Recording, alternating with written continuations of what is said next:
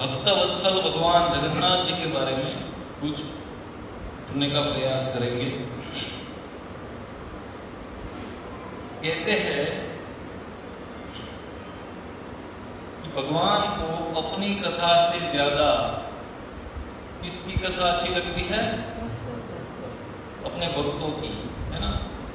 तो आज हम उसी जगन्नाथ भगवान के जो भक्त हैं, बहुत सारे भक्त हैं, उनमें से कुछ भक्तों की कथा आज हम करेंगे, है ना, कि भगवान ने कैसे कैसे अपने भक्तों के साथ आदान प्रदान किया।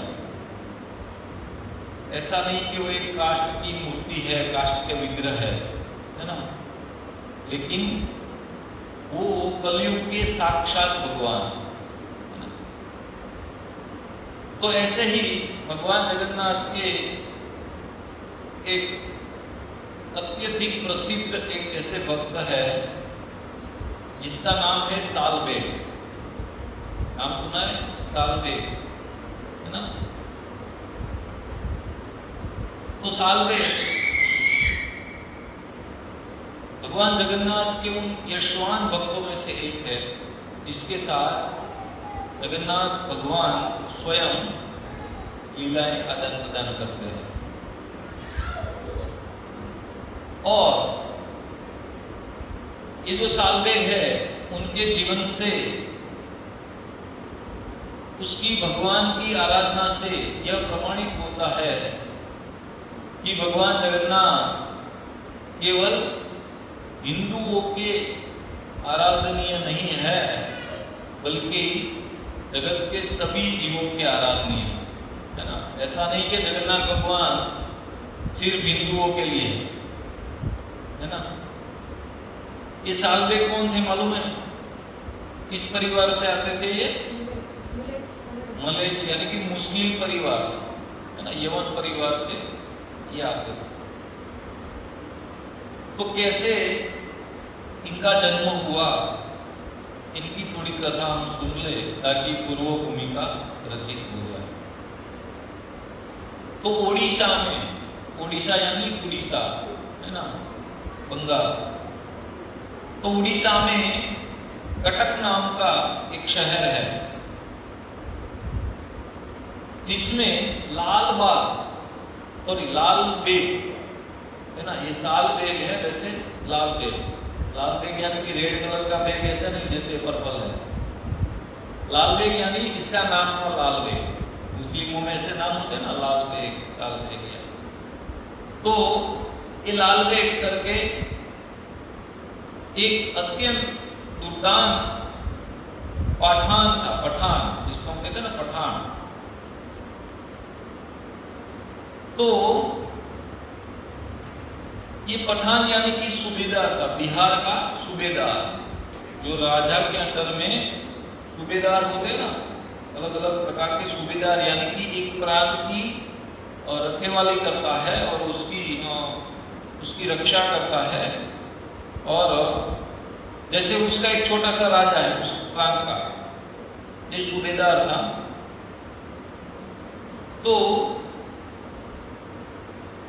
बिहार का सूबेदार था, लेकिन बंगाल के सूबेदार की मृत्यु हो जाने के बाद इन्हें यानी कि ये लाल बेग को यहां बंगाल में उड़ीसा का सूबेदार बना दिया, है ना। तो एक समय वह जगन्नाथपुरी पर आक्रमण करने के लिए जा रहा है। जैसे प्रभु जी ने पिछली बार बताया कि जगन्नाथपुरी में कई बार आक्रमण हुए, है ना, मुगलों के। तो ये भी तो मुगल था और जगन्नाथपुरी में आक्रमण करने निकला था अपने सैन्य के साथ। तो उस समय ये सूबेदार यानी कि वो प्रांत का राजा ही था, जा रहा था अपने घोड़े पर, अपने रसाले को पीछे लेकर। तो रास्ते में उन्हें मुकुंदपुर गांव से गुजरते हुए एक युवा विधवा ब्राह्मणी कन्या को तालाब में स्नान करते हुए देखा। तो उस कन्या का जो अपरूप लावण्य, यानी कि उनकी जो सुंदरता थी, उनसे वो मुग्ध हो गया, मोहित हो गया, और उसको बलपूर्वक, क्योंकि राजा था तो बलपूर्वक अपने साथ कटक ले गया, है ना, और उसके साथ विवाह किया। ब्राह्मणी थी, विधवा ब्राह्मणी थी, और ये मुस्लिम था। बलपूर्वक उसके साथ विवाह कर लिया, और उस कन्या का नाम क्या रखा उन लोगों ने? फातिमा, है ना। ब्राह्मणी थी लेकिन मुस्लिम के साथ विवाह कर लिया, यानी कि धर्मों परिवर्तन करवाकर उसका नाम कर दिया फातिमा। देखो उस समय इतनी क्रूरता थी, और आज भी है ना, आज कुछ कम नहीं हो रहा है। हम हिंदुओं ने अपने आंखों पर एक ऐसा पर्दा बांध लिया है कि हम कुछ देख नहीं रहे, देखते हुए भी हम देख नहीं रहे, है ना। आजकल भी कुछ कम अत्याचार नहीं हो रहे, उस समय के अत्याचार उस तरीके के थे, आज के अत्याचार आज के जमाने के थे। तो कुछ दिनों के उपरांत उस कन्या के द्वारा लाल बेग को एक पुत्र की प्राप्ति हुई। ब्राह्मणी के द्वारा इस जो मुस्लिम सूबेदार, उसको एक पुत्र की प्राप्ति हुई, और अपने नाम के ही अनुरूप अपने पुत्र का नाम रखा। क्या रखा? इसका नाम था लाल बेग, अपने पुत्र का नाम रखा साल बेग। तो साल बेग अपनी माता के साथ कटक में ही रहता था, और ये सूबेदार, इसको अलग अलग प्रांतों में घूमना होता था तो वो घूमता रहता था। और उसकी और भी पत्नियां थी। मुस्लिमों में ऐसा होता है कि कई पत्नियां रखते हैं। तो धीरे धीरे साल बेग अपनी माता के साथ कटक में ही रहकर क्रमशः बड़ा होने लगा, धीरे धीरे धीरे धीरे, और वह युद्ध कौशल में निपुण था। युद्ध करने में वो एकदम निपुण था, और उसके पिता ने उसको भी सैन्य में ही भर्ती कर दिया था। जैसे कोई सेनापति या कोई टुकड़ी का कोई वो होता है, तो ये बहुत ही पारंगत था युद्ध करने में, इसलिए इसको टुकड़ी का अधिपति बना दिया। तो एक बार एक युद्ध में शत्रुओं के पक्ष के द्वारा वो अत्यंत जख्मी हो गया। शत्रुओं के पक्ष द्वारा अत्यंत जख्मी हो गया। युद्ध तो बहुत बड़ा था, बहुत सारे लड़ चुका था, लेकिन इस युद्ध में वो बहुत बुरी तरह से घायल हो गया। तब उसके सैनिक उसे युद्ध स्थल से उठाकर छावनी में ले गए, और आगे जाकर उसको वहां से भी उठाकर उसकी माता के पास उसके घर ले गए, ताकि वो ठीक से उसकी दवाई हो, ठीक से उसका जो जख्मी है तो उसके घाव की मरहम पट्टी हो सके। तो अभी ये पुत्र तो घायल हो गया है, और उसकी माता जो ब्राह्मणी है वो भी अभी उसका शरीर भी कृश हो गया है उम्र के चलते। तो भी ये जो लाल बेग है अभी ईश्वर नहीं आता है, जैसे उसको छोड़ दिया है वैसे उस तरीके से, क्योंकि पुत्र तो घायल अवस्था में है, कई महीनों से ठीक नहीं हो रहा है, और उसकी माता जिसका शरीर वृद्ध हो गया है, तो वो भी उसको ऐसा लगा कि ये भी मेरे कुछ काम की नहीं है। तो इन दोनों को त्याग कर वो कहीं और चला गया। तो माता वृद्ध है और पुत्र घायल है, दोनों निसहाय अवस्था में है। तो अपने पुत्र की ऐसी अवस्था को देखकर उसकी माता एकदम से दुखी हो गई कि जैसे अपने पुत्र के प्राण पंखेरु जैसे निकल जा रहे हैं। पिता ने तो दोनों की तरफ से मुंह मोड़ लिया था, तो केवल उसकी माता उसकी सेवा शुश्रूषा कर रही थी। ठीक तो नहीं हो रहा था, कई सारे वैद्यों को, हकीमों को बुलाया, दिखाया, कई सारे मरहम लगाए, लेकिन इसका रोग, इसका जो जख्म है वो भर नहीं रहे थे। और उसके जो शारीरिक कष्ट है वो बढ़ते जा रहे थे। इसी कारण एक दिन उन्हें कहा कि माता, अगर आप आज्ञा दे तो मुझे ये जीवन बहुत ही दर्दनाक लगता है, मैं आत्महत्या कर लेना चाहता हूं। इसने कहा, सालबेग ने, मैं आत्महत्या कर लेना चाहता हूं, मुझे ये जो अवस्था है बहुत ही दर्द दे रही है। तो उसकी माता रोने लगी और कहने लगी कि यदि तुम ही मुझे छोड़कर चले गए तब मैं किसको अपना मुंह दिखाने के लिए जीवित रहूंगी, मैं भी मर जाती, है ना। और यदि ऐसा हो कि मेरे जीवन के बदले तुम्हारी रक्षा हो सकती है, तब तो मैं अभी हाल ये करने को तैयार हूं। उसकी माता कहती कि अगर मेरे मरने से तुम्हारे जीवन की रक्षा होती है तो मैं तुरंत ही मर जाती हूं, परंतु हे पुत्र, एकमात्र उपाय है जिससे तुम ठीक हो सकते हो। उसका पुत्र कहता है कि तो आपने अभी तक क्यों नहीं बताया, आप जल्दी से बताओ माता कि कैसे मैं ठीक हो सकता हूं। तो उसकी माता कहती है कि तुम ये नहीं करोगे, तुम ये नहीं कर पाओगे जो मैं बताऊंगी।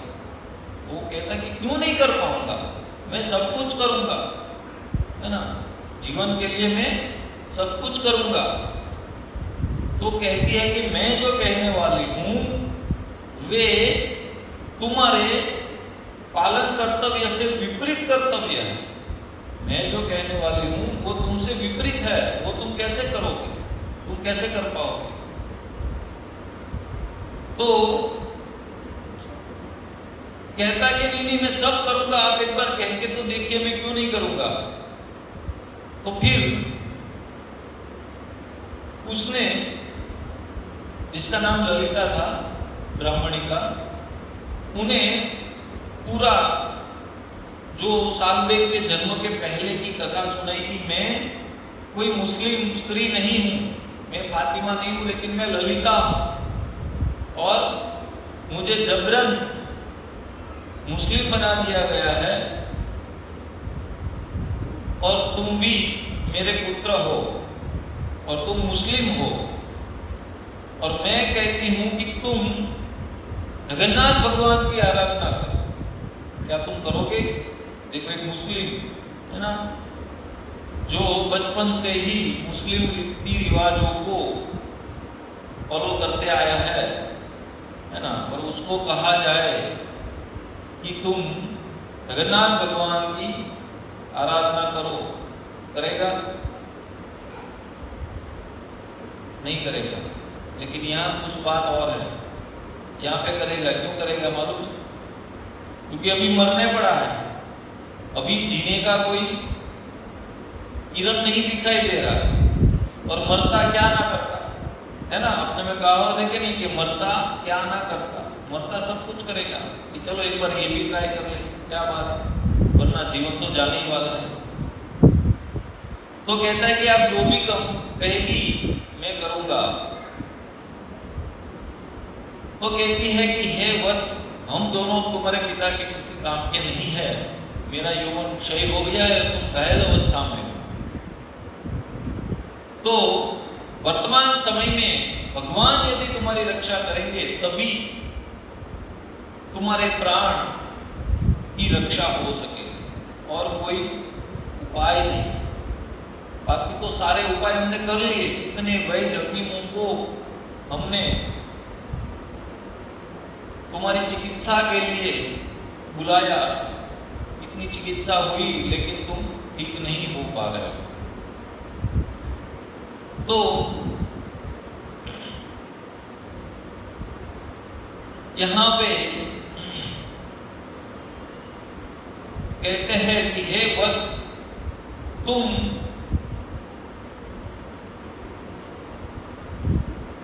भगवान का चिंतन करो, भगवान की आराधना करो, भगवान के नाम का स्मरण करो, भगवान के नाम का जाप करो, तभी तुम्हारी ये अवस्था ठीक हो पाएगी।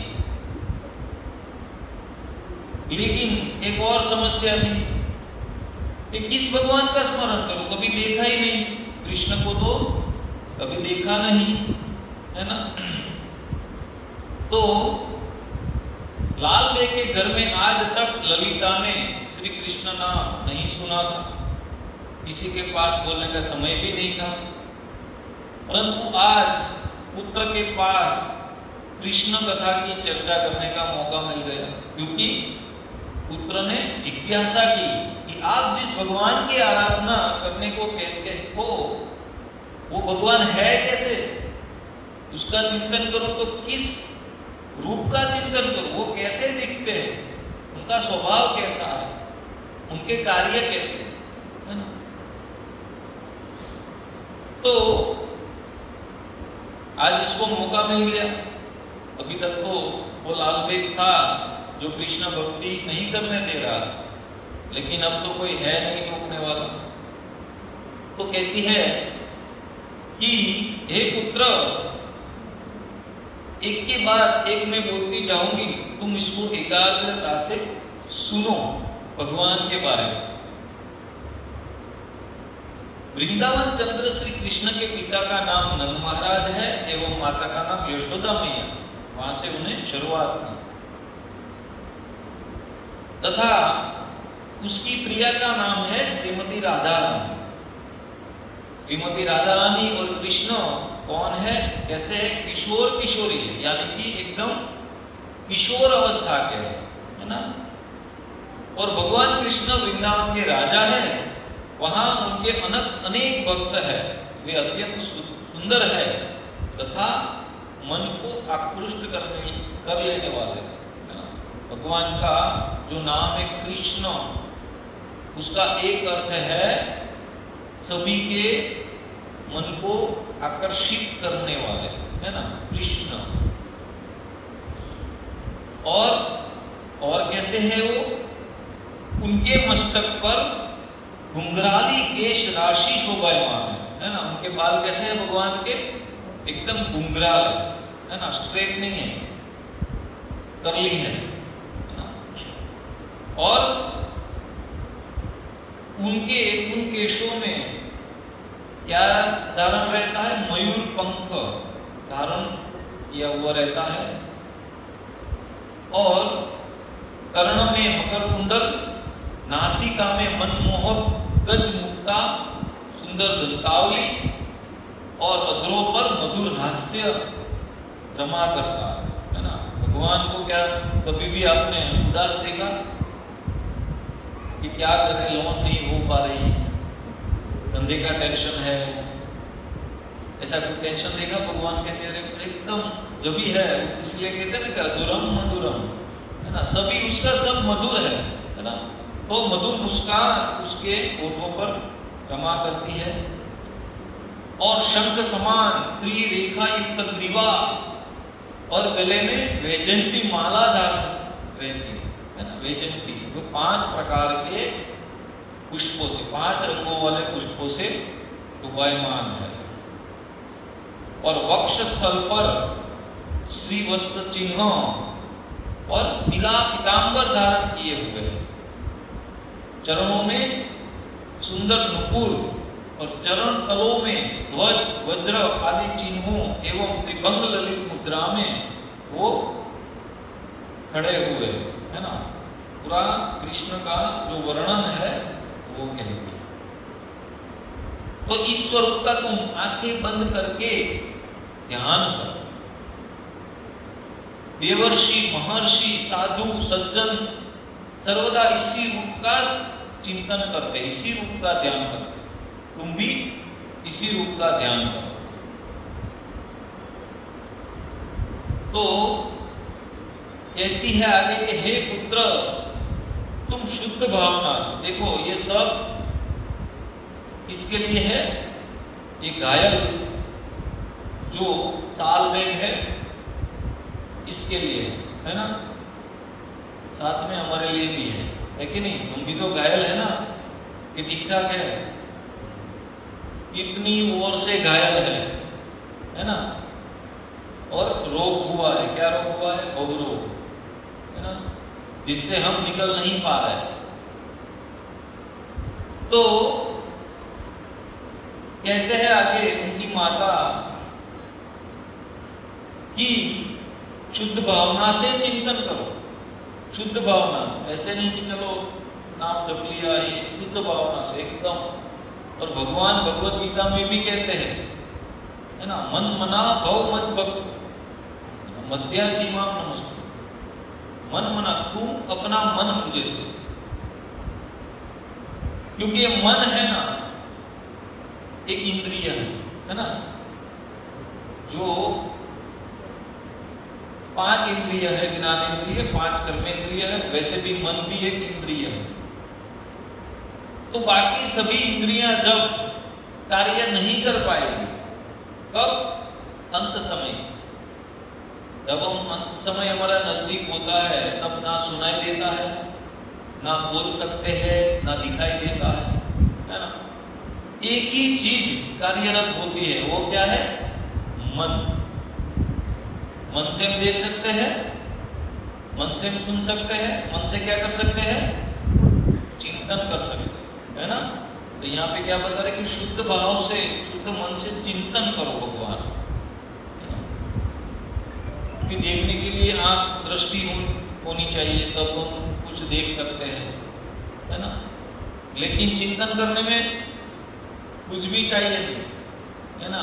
अमेरिका जाना है, अगर हम एक बार हो आए हैं, हमने कुछ देखा है, तो यहाँ आंखें बंद करो और मन में चिंतन करो कि वहां पे ऐसा है, दिखाई देगा कि नहीं?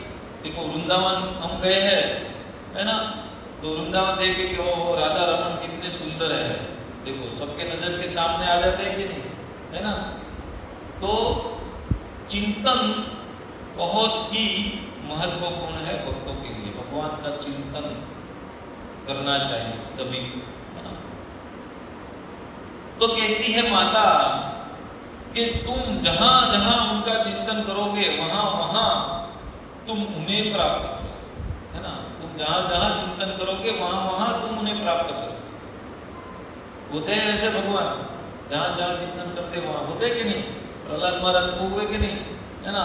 इस खंबे में है तो वहां से निकल आए, है ना।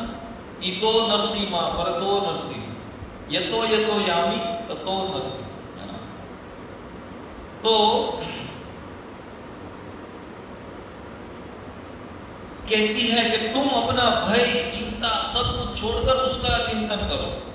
वैसे भी तुम मरने ही वाले हो, है ना। तुम ज्यादा दिन इस अवस्था में तो टिक नहीं पाओगे इस पृथ्वी पर। तो सब कुछ भय से मुक्त हो जाओ, चिंता से मुक्त हो जाओ और भगवान का चिंतन करो, है ना। देखो दोनों एक दूसरे के रसपरस है। अगर हम चिंता में युक्त होंगे, भय से दुखी होंगे, है ना, तो क्या भगवान का चिंतन कर पाएंगे? नहीं कर पाएंगे। लेकिन भगवान का चिंतन करेंगे तो भय और चिंता दूर हो जाएगी कि नहीं, है ना। तो दोनों एक दूसरे के परस्पर है ना। अगर भगवान का चिंतन करोगे तो भय और चिंता होगी ही नहीं। तो चिंता का चिंतन करना इनसे अच्छा तो है जो भय को भी भयभीत करते हैं, उनका चिंतन करना, है ना। तो कहते हैं कि कितने दिनों में ठीक हो जाऊंगा मैं इस प्रक्रिया से। आप जिस भगवान का चिंतन करने को कहती हो कितने दिनों में मैं ठीक हो जाऊंगा? उनकी माता कहती थी 12 दिनों में तुम ठीक हो जाओ, 12 दिन तुम भगवान का ध्यान करो। तो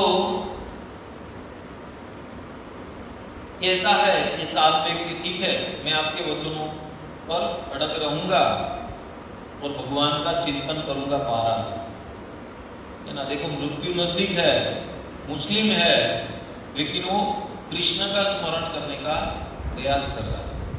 और ऐसा कोई सिद्धांत भी नहीं है कि मुस्लिम है तो कृष्ण उसके आराध्य नहीं हो सकते। ये तो एक कथा है। ऐसे अनेक अनेक मुस्लिम भक्त है जो कृष्ण जिनके आराध्य है ना, भगवान के भक्त हुए अनेक अनेक मुस्लिम, है ना। तो इन्हें साल देखने सोचा कि चलो एक बार इसको भी ट्राई कर लेते हैं कि क्या ये मेरी माता के जो भगवान है वो मुझे सहायता करते हैं कि नहीं। तो तब सालवेग ने कहा कि मैं आपके वचनों पर जरूर चलूंगा। वर्तमान में मैं अपने इस शरीर से किसी का भी चिंतन नहीं कर रहा। यदि उनको देख नहीं पाया तब ये चक्षु हमेशा के लिए बंद हो जाएंगे। परंतु एक जिज्ञासा है कि श्री कृष्ण के रूप का दर्शन करने के लिए कोई मंत्र है? इसने जिज्ञासा की, देखो मुस्लिम ने, कि मुझे उसके दर्शन करने इस चक्षु से, तो क्या उनके दर्शन के लिए कोई मंत्र है? तो उनकी माता एकदम भाव विभोर हो गई कि अब तूने कोई सही जिज्ञासा की, है ना। वैसे कहते हैं कि अब सीधी मार्ग पे तू आ गए। तो उनकी माता हर्षित होकर कहती क्या एक मंत्र है। कौन सा है? हरे कृष्णा कृष्णा कृष्णा हरे हरे, हरे राम राम राम हरे हरे। तो ये मंत्र तुम जपो, इसका तुम स्मरण करो। कहती है कि तुम ये हरे कृष्ण महामंत्र के उच्चारण के माध्यम से उनको पुकार। उनका नाम बड़ा ही बलवान है। भगवान का नाम कैसा है? बड़ा बलवान है। वे निश्चय ही यहां तुम्हारा ये कष्ट दूर करने के लिए आएंगे। उसकी माता ने कहा। माता के द्वारा श्रवण करके कृष्ण कृष्ण कहते हुए सालवेग उठ गए और नाम की महिमा अपार है ये सुनकर वो अपने मन में या अपने जीवा से भगवान के नामों का उच्चारण करने में लग जाता है। और हृदय में बंसीधारी भगवान का स्मरण करते करते वो भगवान के नामों का, भगवान के रूप का चिंतन करने लगता है पूर्ण विश्वास के साथ, है ना। लेकिन देखते देखते 1 दिन, 2 दिन, 3 दिन, 5 दिन, 1 हफ्ता गुजर गए। उसकी माता ने कहा है कि 12 दिनों में तुम्हारा ये कष्ट ठीक हो जाएगा। कोई रिजल्ट तो मिला जाए ना। मान लो 12 दिन में 7 दिन गुजर गए तो थोड़ा तो कष्ट कम होना चाहिए, थोड़े घाव तो भरने चाहिए, है ना। लेकिन ऐसा कुछ हो नहीं रहा। उल्टा उसका दर्द बढ़ता जा रहा। भगवान का नाम ले रहा था, उसका रोग दूर नहीं हो रहा था और बढ़ता जा रहा। उसकी मां को पूछता है कि मां मैं ठीक क्यों नहीं हो रहा हूं? आप जैसा कह रही है वैसा ही मैं कर रहा हूं, लेकिन ये मेरा दर्द तो और बढ़ता जा रहा है, रुकने का नाम नहीं ले रहा। और अभी 5 ही दिन बाकी रह गए। तो उनकी मां फिर से कहती है कि विश्वास के साथ तो भजन करो। हमारा भी कुछ ऐसा ही है ना।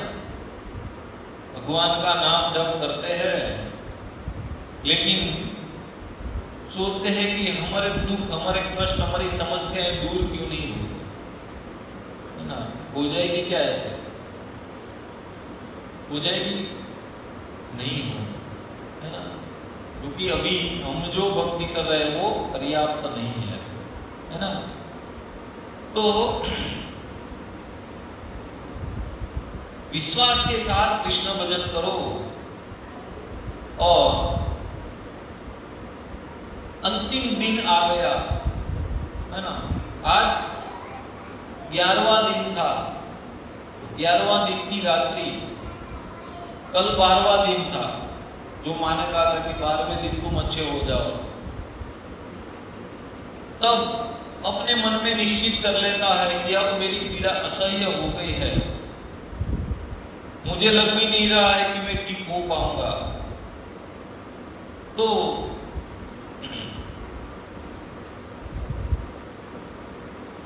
कहते हैं, ये जो सालवे है वो कहता है कि अब मेरी मृत्यु नजदीक लग रही है माता, अगर कल मैं ठीक नहीं होऊंगा तो अपने आप मैं मृत्यु को अपना लूंगा, यानी कि मैं आत्महत्या कर लूंगा, है ना, कल। और कहता है कि ये तुम्हारा जो हरि है ना, उसको तो मुझ पर दया आती नहीं, तरस आता नहीं, तो कुछ मुझे ठीक नहीं कर रहा। 11 दिन से मैं उनकी तपस्या कर रहा हूं, उनका नाम ले रहा हूं, लेकिन तुम्हारे हरि के अंदर कोई दया नहीं, कोई करुणा नहीं है। माता कहती है कि तुम ठीक हो जाओ, है ना, तुम भगवान का नाम लेते लेते सो जाओ, अभी तुम्हारी मनोस्थिति ठीक नहीं है। तो ये सब भगवान का चिंतन करते करते सालवे को निद्रा आ गई।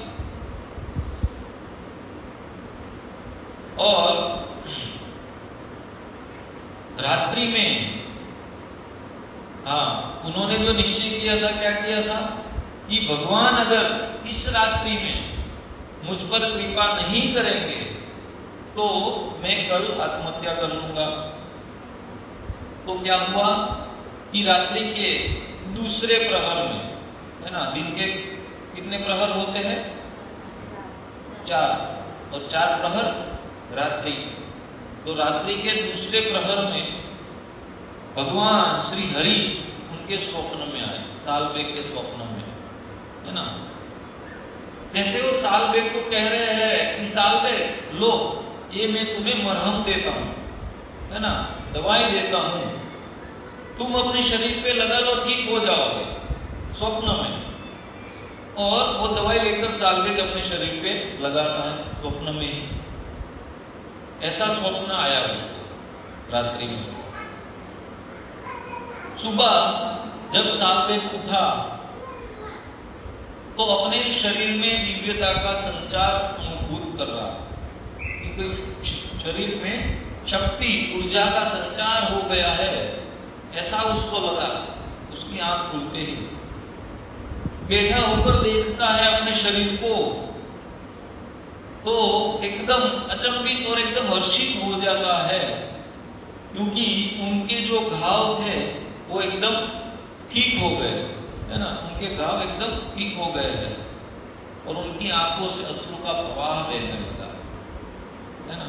सोचता है कि पूरी जिंदगी में मैंने उनके लिए सिर्फ 11 दिन उनकी आराधना की, है ना, 11 दिन, और इतने महीनों से जो मेरा दर्द ठीक नहीं हो रहा था, तो ये हरि कितने कृपालु है, कितने दयालु है ना, कि 11 दिन की आराधना से ही उन्होंने मेरे ऊपर कृपा कर दी, है ना, मुझे मृत्यु से बचा दिया।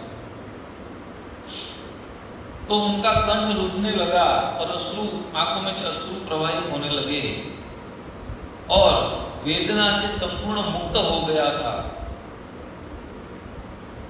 तो अब उन्होंने सोच लिया, ठान लिया कि मेरा जीवन तो चला ही गया, है ना, ये नया जीवन मुझे किसकी अनुकंपा से प्राप्त हुआ है? श्री कृष्ण के अनुकंपा।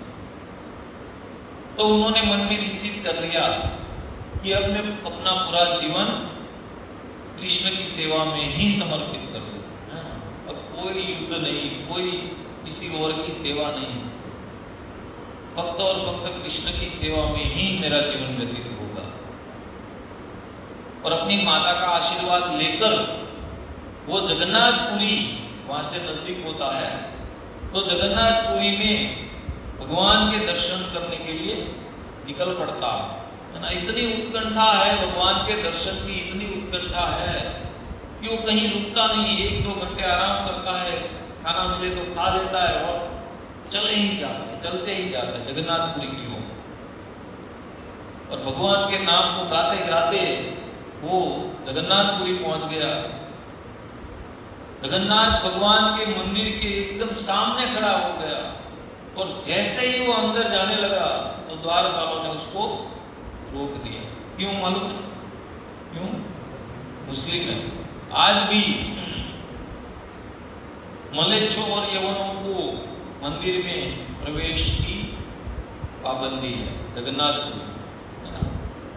विदेशी कोई भी नहीं जा सकता। वहां पर आप जाओगे, कौन कौन गया है जगन्नाथपुरी मंदिर के दर्शन किए जगन्नाथ भगवान के? हम इस साल जाने वाले हैं। तो वहां पे जाएंगे तो हमारा गोत्र पूछेंगे कि तुम्हारा गोत्र क्या है ना। गोत्र बताएंगे तभी वो हमें अंदर प्रवेश करने देंगे, यानी कि हम हिंदू हैं तभी। तो जैसे ही पता चला कि मलेच्छ है, उसको वहीं रोक दिया कि तुम अंदर नहीं जा सकते, है ना।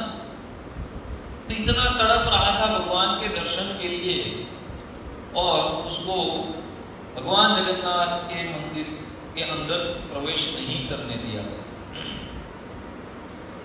लेकिन पंडों के द्वारा अपमानित होकर वहां से निकल पड़ा, तो बाकी मंदिरों, दूसरे मठों या हिंदुओं के घर में भी उसको जगन्नाथपुरी में स्थान नहीं मिला। तब इसे जगन्नाथ भगवान की ही कृपा समझकर कि भगवान का कुछ और ही प्रयोजन होगा, ऐसा सोचकर वो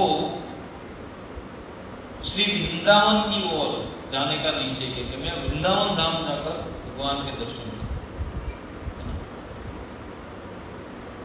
और फिर से भगवान जगन्नाथ की आज्ञा लेते हुए मनोमन वो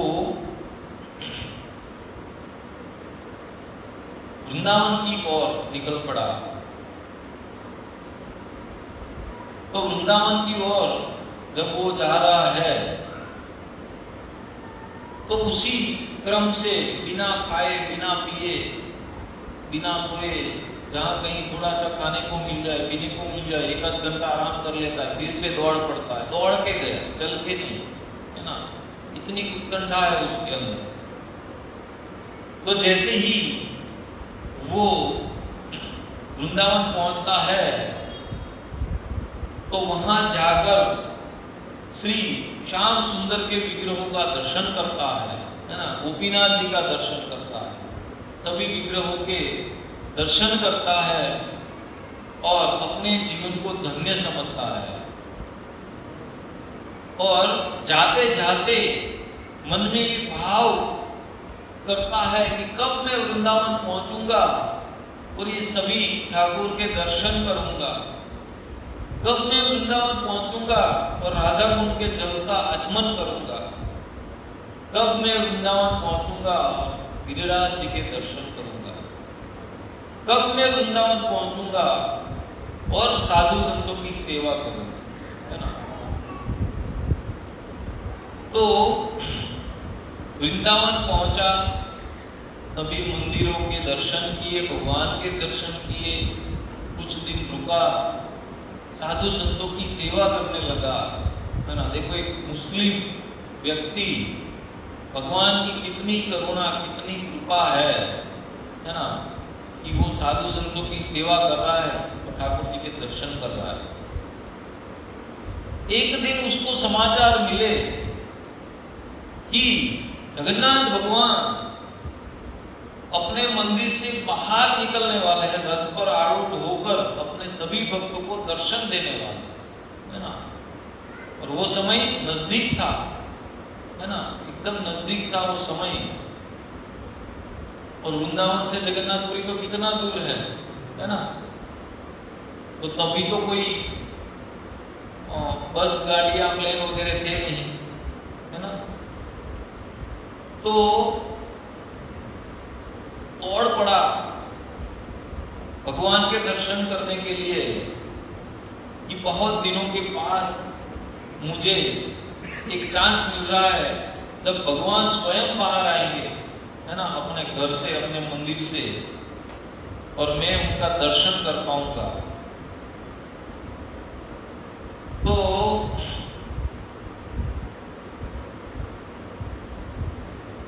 दौड़कर वो जैसे तैसे करके जगन्नाथपुरी पहुंच गया। लेकिन तब तक तो जगन्नाथ भगवान का रथ है ना, पहले कहां जाता है? द्वारिका से वृंदावन, यानी कि जगन्नाथ मंदिर से, भगवान के मंदिर से कहां जाता है? गुंडीचा मंदिर। गुंडीचा मंदिर क्या है? वृंदावन है। और जगन्नाथ मंदिर क्या है? द्वारिका, है ना। तो पहले क्या होता है? जगन्नाथ मंदिर से गुंडीचा मंदिर रथ जाता है, पूरे दिन रुकता है, और बाद में वापिस वृंदावन यानी कि गुंडीचा मंदिर से जगन्नाथ भगवान के मंदिर तक रथ जाता है ना। तो अभी क्रम क्या था? उल्टा क्रम था, यानी कि गुंडीचा मंदिर से भगवान अपने घर, अपने निज धाम, अपने मंदिर की ओर प्रस्थान कर लिए होते। मंदिर थोड़ा ही दूर रहता, चाल पे कभी पहुंचा नहीं, अभी रास्ते में है। तो भगवान ने क्या किया? अपना रथ रोक दिया, है ना। भगवान ने सोचा कि अगर एक बार में अंदर चला गया, बाद में पंडे लोग इसको अंदर नहीं आने देंगे, इसको मेरे दर्शन से वंचित रखेंगे। तो भगवान ने अपना रथ रोक दिया। देखो कुछ कुछ लीलाएं है ना भगवान की, हम लोग नहीं समझ पाते। पिछले साल हमारे भगवान ने भी ये लीला की थी कि नहीं? अपना रथ रोक दिया। इतने सालों से हम देख रहे हैं कि रथ वही है ना, आधुनिक हुआ है पहले से, है ना, तो फिर भी अटक गया, देखो, है ना, यहाँ पे आ गया। ठीक वैसे ही जगन्नाथ भगवान यहाँ लीला करते हैं कि मंदिर थोड़ा ही दूर रहा है ना, और रथ अटका दिया कि मेरा एक भक्त दर्शन से वंचित ना हो। देखो ऐसे तो कौन ऐसे करुणावान ऐसे कोई देवी देवता है क्या कि अपने भक्तों की इतनी अपने भक्तों पर इतनी कृपा करते हैं, अपने भक्तों की इतनी केयर करते हैं, है ना। खुद रुक गए, है ना, रास्ते में। तो जैसे तैसे करके भीड़ भाड़ में, है ना, ये जो सालबेग है वो आया, और सालबेग को मालूम पड़ा कि भगवान का रथ इतने समय से यहाँ रुका हुआ है ना। तो सालबेग को अनुभूति हो गई, पुनः हो मेरे भगवान मेरे ऊपर कृपा करने के लिए ही रुक गए, है ना। तो एकदम भाव विभोर हो जाता है, एकदम हर्षित हो जाता है, उसके आंखों में से अश्रु निकलते हैं कि आप क्यों मेरे लिए इतना कष्ट आप उठा रहे हो। और भगवान का दर्शन करता है एकदम भाव विभोर होकर, और उसके बाद हृदय में एक लालसा कि मैं आपके प्रति जो अनुराग है मेरा वो दिन प्रतिदिन बढ़ता जाए, ऐसी आप मुझ पर कृपा कीजिए, ये मांगते हुए बाद में ये जो रथ है वो आगे बढ़ पाए, है ना। कहता है कि मैं जाति से यवन हूं, फिर भी आप मुझ पर इतनी कृपा करेंगे, है ना, ये मुझे ज्ञात भी नहीं था। तो आप कितने करुणावान हैं। तो बाद में ये भगवान अपने निज मंदिर को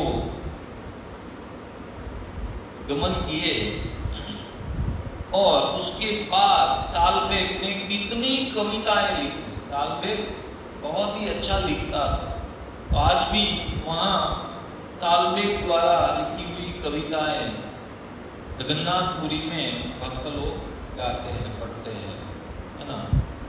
तो ये है भगवान जगन्नाथ की कृपा अपने भक्तों के ऊपर, है ना। और ये कोई अदर युग की बात नहीं है कि मान लो सतयुग में ऐसा हुआ, ऐसा नहीं है। ये अभी की बात, थोड़े सालों पहले की, कुछ 200-500 साल तकरीबन, है ना। ये कोई दूर की बात नहीं है। और भगवान आज भी अपने भक्तों के साथ ऐसी लीलाओं के द्वारा आदान प्रदान करते हैं, है ना।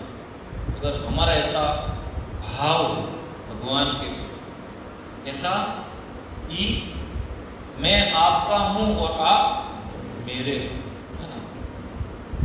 ऐसे ही एक और भक्त है कृष्णदास, है ना। वे लगभग 300 साल पहले की ये बात है, लीला है भगवान की, 300 साल। तो ये जो कृष्णदास है,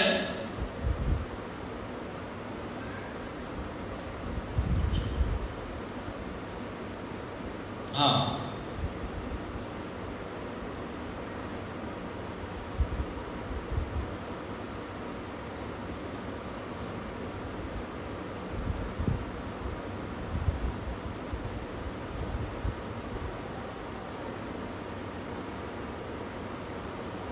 एक राजा, एक बार पुरी के राजा थे जिसका नाम था दिव्य सिंह, है ना। तो ये जो कृष्णदास है वो बहुत बड़े कवि थे, है ना। 300 साल पूर्व की बात है, बहुत बड़े कवि थे और भगवान जगन्नाथ के लिए बहुत बहुत सुंदर सुंदर कविताएं लिखते थे, है ना। तो राजा ने कहा कि तुम मेरे नाम से काव्य की रचना करो, है ना। यानी कि मेरे लिए तुम काव्यों की रचना करो। तो उस समय तो ऐसा होता था, जो बाहर चारण लोग हुआ करते थे वो क्या करते थे, राज दरबार में बैठकर राजा की प्रशंसा किया करते थे, है ना। और राजा के लिए कविताएं लिखते थे, है ना। और राजा बहुत प्रसन्न होकर उसको कुछ भेंट सौगात देते थे। तो ये साधारण हुआ करता था उस समय। लेकिन कृष्णदास ने मना कर दिया, मैं भगवान के ही गुणों का गान करूंगा, मैं आपके लिए कविता नहीं लिख सकता। यह सुनकर तो राजा, 3 हट है ना, 3 हट, है ना। कौन सी हट है? 3 बहुत ही प्रचलित है, और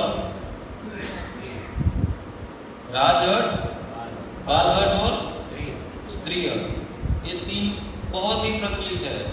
ये तीनों को जेल पाना मुश्किल है ना। अगर ये एक बार हट पर उतर आए तो अपनी मनमानी करवा के ही छोड़ेंगे, है ना। होता है ना ऐसा कि नहीं होता? वो भी तो बेचारा बोल भी नहीं रहे कि ऐसा होता है, डर में है थोड़े। मैं तो बोल रहा हूं वो भी है नहीं, इसलिए। तो ये 3 हट है जिसमें ये राजा अत्यंत क्रोधित हो उठे, उनको भय दिखाया कि मैं तुझको बंदी बना दूंगा। लेकिन निर्भय कृष्णदास इसके बाद भी भयभीत नहीं हुए, क्या कुछ भी कर लो, मैं भगवान के अतिरिक्त और किसी के गुणों का गान नहीं करूंगा, है ना। क्योंकि किसी में गुण है ही नहीं, है क्या? भगवान में जो गुण है वो किसी में मिलेंगे क्या, है ना। तो क्या किसी के गुणों का गान करना, भगवान के गुणों का गान क्यों ना करें। तो कृष्णदास की ये बात सुनकर राजा अत्यंत क्रोधित हो गया और उन्हें कारागार में डालकर अनेक यातनाएं, कष्ट देने लगा। कृष्णदास ने क्या समझा, देखो उसकी जगह हम होते तो क्या करते, कि अरे भगवान की भक्ति करते हैं फिर भी इतना कष्ट, है ना, होता कि नहीं। लेकिन कृष्णदास क्या कह रहे हैं कि नहीं, ये तो भगवान की ही कृपा है मुझ पर, है ना, मेरे ही कुछ कर्म होंगे।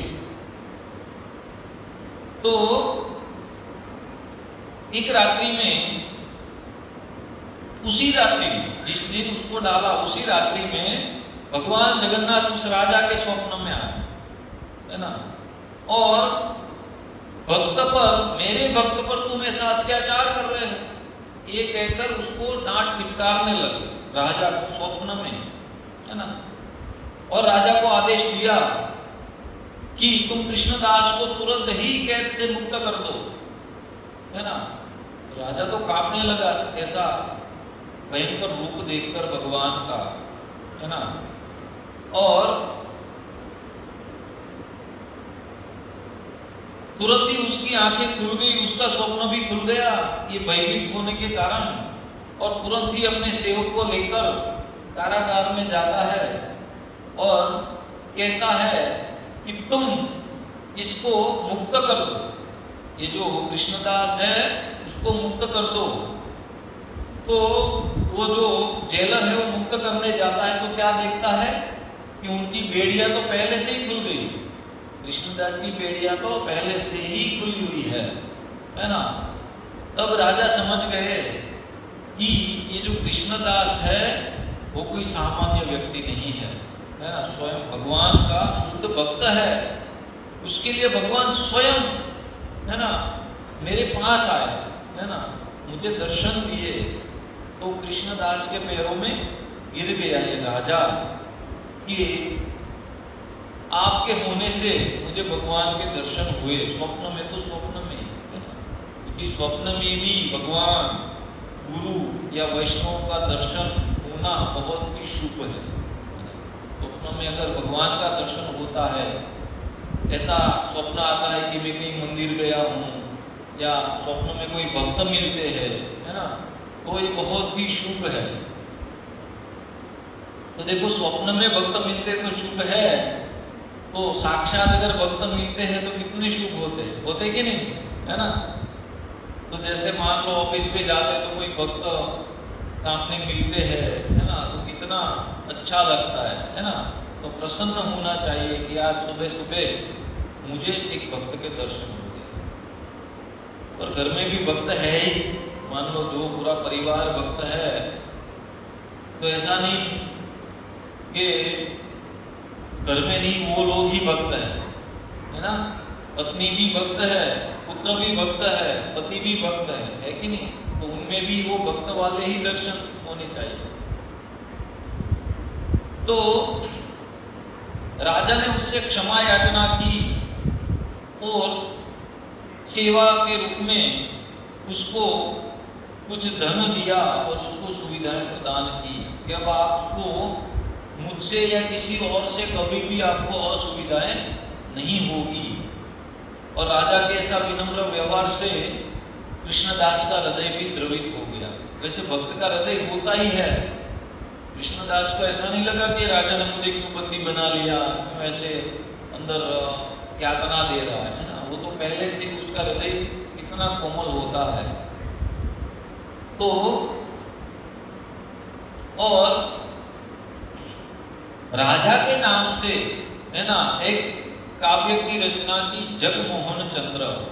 राजा के नाम से, राजा के लिए नहीं, देखो राजा के नाम से भगवान के लिए काव्य की रचना है ना। राजा क्या करवाना चाहता था, अपनी प्रशंसा करवाना चाहता है ना, लेकिन यहाँ राजा के नाम से उन्हें भगवान की एक काव्य की रचना की। तो उन दिनों दिन कृष्णदास उस समय के सुप्रसिद्ध कवि थे।